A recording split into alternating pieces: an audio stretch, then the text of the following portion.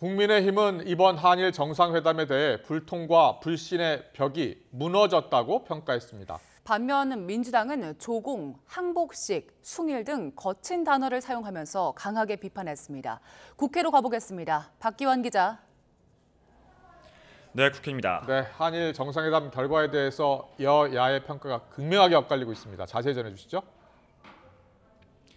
네, 먼저 국민의힘은 어제 한일 정상회담으로 양국 간의 불신과 불통의 장벽이 무너졌다고 평가했습니다.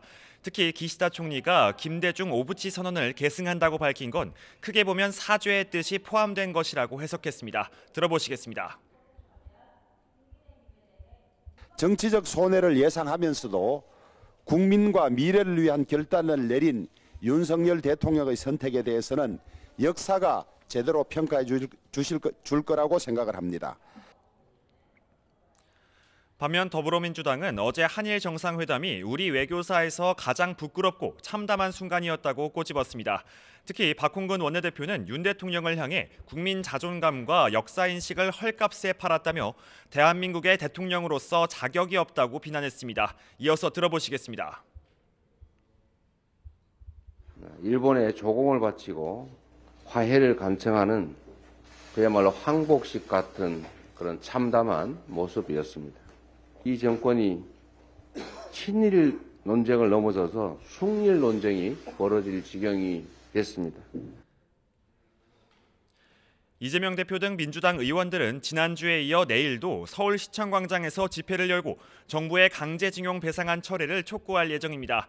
이와 별개로 오늘 예정됐던 국회 국방위원회는 한일 회담 여파로 파행됐습니다. 민주당 의원들은 국방위 회의장에 지소미아 정상화 등에 항의하며 역사를 팔아 미래를 사지 못한다는 피켓을 들고 나왔는데요. 여당 의원들이 이에 참석 자체를 거부했고 오전 내내 파행이 계속됐습니다.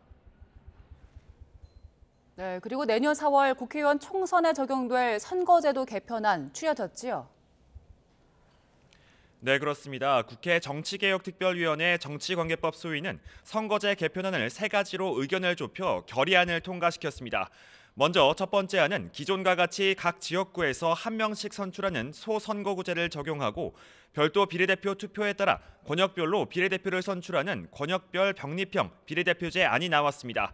두 번째 안은 지역구 투표는 마찬가지로 소선거구제로 이뤄지지만 지역구 투표의 정당 득표율과 의석수에 따라 권역별 의석을 나눠 갖는 권역별 준연동형 비례대표제 안입니다.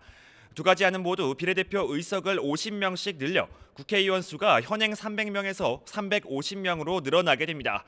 마지막 세 번째 안은 도농복합형 중대선거구제로 도시지역은 중대선거구로, 농어촌은 소선거구로 지역구 투표를 진행하고 별도 투표를 통해 권역별 비례대표를 선출하는 방식입니다. 이렇게 되면 지역구 의석은 줄어들고 비례대표 의석이 늘어나는 대신 국회의원 수는 300명으로 유지됩니다. 정개특위는 전체 회의와 오는 23일 본회의를 거쳐 이 같은 3가지 방안을 국회의원 전원이 참여하는 전원위원회에 붙이는 절차를 통해 최종안을 논의할 계획입니다. 지금까지 국회에서 YTN 박견입니다.